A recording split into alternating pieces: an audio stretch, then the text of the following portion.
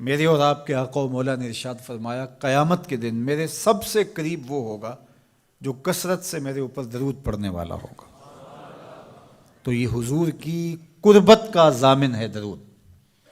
تو اس لیے اپنی اولاد کو حضور علیہ السلام پر درود پڑھنے کی ترغیب دو۔ بچپن میں ہی اپنے گھر کے اندر مجالس درود قائم کرو۔ روزانہ کی بنیاد پہ ہو تو بہت اچھا، نہیں تو ہر 8 دن کے بعد ایک دن ضرور متعین کر لیا جائے۔ جمعۃ المبارک کے دن کثرت کے ساتھ درود پڑھنے کی ترغیب دی گئی ہے، اور فرمایا اس دن فرشتے حاضر ہوتے ہیں۔ تو حضرت ابو درداء رضی اللہ تعالی عنہ نے عرض کی، یا رسول اللہ صلی اللہ علیہ وسلم، آپ کی حیات طیبہ میں تو ٹھیک ہے، لیکن جب آپ انتقال کر جائیں تو کیا اس کے بعد بھی یہ عمل جاری رکھا جائے؟ ابن ماجہ میں یہ روایت موجود ہے۔ تو حضور علیہ السلام نے حضرت ابو درداء سے فرمایا، ہاں میرے وصال کے بعد بھی اس عمل کو جاری رکھنا، اور ساتھ ارشاد کیا کہ ان اللہ حرم علی الارض ان تاکل اجساد الانبیاء فنبی اللہ حی یرزق، اللہ نے مٹی پر حرام کر دیا ہے کہ وہ نبیوں کے جسموں کو کھائے، نبی قبروں میں زندہ ہوتے ہیں اور ان کو رزق بھی دیا جاتا ہے۔ تو کہا کہ یہ میرے بعد بھی میرے اوپر درود کے سلسلے کو جاری رکھنا۔ تو ایک مومن تو درود کے ساتھ جڑا ہوا ہے، وہ تو درود کے بغیر دن گزار ہی نہیں سکتا۔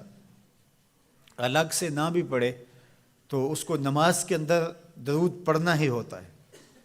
درود ابراہیمی تو نماز کا حصہ بنا دیا گیا، اور اس کو کثرت کے ساتھ درود پڑھنے کی ترغیب دی گئی۔ تو درود ایک ایسا وظیفہ ہے کہ جو اپنی زندگی میں جتنا زیادہ شامل کر سکتے ہو اتنا زیادہ شامل کر لو۔ ویسے بھی درود پڑھنے سے بچوں میں تقدس پیدا ہوتا ہے، بچے پاک دامن رہیں، عفت مآب رہیں، ان کی طبع میں تقدس رہے۔ آپ چاہتے ہیں، ہر ماں باپ چاہتا ہے، اور پھر دور موجود کے اندر جو فتنے ہیں تو بہت ضروری ہے کہ ہماری اولادیں تقدس مآب رہیں۔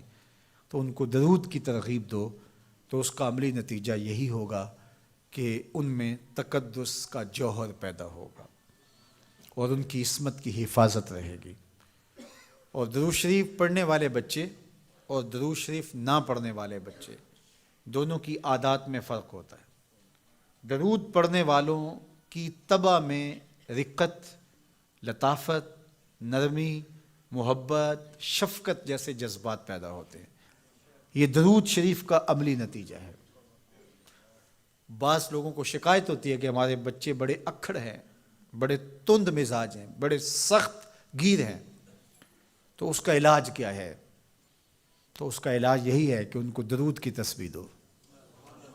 درود اکڑ توڑ دیتا ہے، طبیعت کی تندی نکال دیتا ہے، طبائع کی تلخیاں ختم کر دیتا ہے، محمد عربی کے نام کی مٹھاس پیدا کر دیتا ہے۔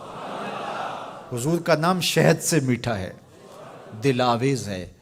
کھنڈ میں اتنی مٹھاس نہیں ہے، شکر اور گڑ میں اتنی مٹھاس نہیں ہے، شہد میں اتنی مٹھاس نہیں ہے، قند اور نبات میں اتنی مٹھاس نہیں ہے جتنی نام محمد میں رکھی گئی۔ ان کا نام لبوں پر آئے، میٹھا میٹھا منہ ہو جائے، ان کے بول بہاروں جیسے اور اصحاب ستاروں جیسے، ان سا پیارا اور نہ کوئی، ان سے بچھڑ کے لکڑی روئی، جب وہ سیر کو جایا کرتے سر پہ بادل سایا کرتے۔ میرے شہر کے ایک پنجابی شاعر ہیں، انہوں نے تو قلم ہی توڑ دیا نا، تینوں سینے دی میں ٹھنڈ آکھاں، اگر آپ کا ذوق ہو تو، تینوں سینے دی میں ٹھنڈ آکھاں، شہد گلاب تے کھنڈ آکھاں، تینوں نبیاں دا میں لاڑا آکھاں، تیرے ہجر دے وچ میں ہاڑا آکھاں۔ تو ان کا نام ہی میٹھا ہے، دل آویز ہے۔ تو درود غصہ ختم کرتا ہے، طبیعت کی تلخی اور تندی مٹا دیتا ہے، اکھڑ پن ختم کرتا ہے۔ تو آپ اگر چاہیں کہ اولاد اکھڑ ہے تو ان کو کسی طرح درود پہ لے آئیں، درود کی تسبیح ان کے ہاتھ میں دے دیں، تو ان کی طبع میں نفاست بھی آئے گی، ان کی طبع میں لطافت بھی آئے گی، ان کی طبع میں رقت بھی آئے گی، ان کی طبع میں محبت بھی آئے گی، ان کی طبع کے اندر جو ہے وہ لیاقت بھی پیدا ہوگی۔ درود پڑھنے والا بچہ ذہنی استعداد میں درود نہ پڑھنے والے بچے سے بہتر ہوتا ہے۔ یہ بھی آپ تجربہ کر کے دیکھ لیں، دو بچے برابر ذہنی استعداد رکھتے ہوں اور ان میں سے ایک بچہ درود پڑھتا ہو اور ایک درود نہ پڑھتا ہو تو درود پڑھنے والا بچہ آگے ہوگا۔ یہ درود کی برکتیں ہیں، یہ درود کی رحمتیں ہیں۔ تو درود کثرت سے پڑھنا اپنی اولاد کو سکھائیں گے۔ ہفتہ روزہ آپ محافل کا گھر میں انعقاد کر لیجئے اور اس میں صرف درود شریف پڑھ لیجئے، تو انشاءاللہ اس سے آپ دیکھیں گے کہ اولاد کو اس کا فرق پڑتا ہے۔ یہ تربیت کا ایک آسان نسخہ ہے اور یہ وہ وظیفہ ہے جس سے تھکن نہیں ہوتی، یہ وہ وظیفہ ہے جس سے طبیعت میں تلخی نہیں آتی۔ کہتے ہیں وظیفہ میں نے پڑھا ہے تو وظیفہ پڑھتے پڑھتے میری طبیعت میں یہ ہو گیا ہے، وہ بعض کہتے ہیں وظیفہ الٹ پڑ گیا ہے۔ بڑے وظیفے الٹ پڑھ سکتے ہیں لیکن درود الٹ نہیں پڑتا، درود ہے ہی سیدھا، یہ الٹوں کو بھی سیدھا کر دیتا ہے۔ تو درود پڑھیں اور یہ منہ بھی میٹھا رکھے گا، یہ دل بھی ٹھنڈا رکھے گا، یہ دنیا بھی ٹھنڈی رکھے گا اور آخرت بھی ٹھنڈی کر دے گا۔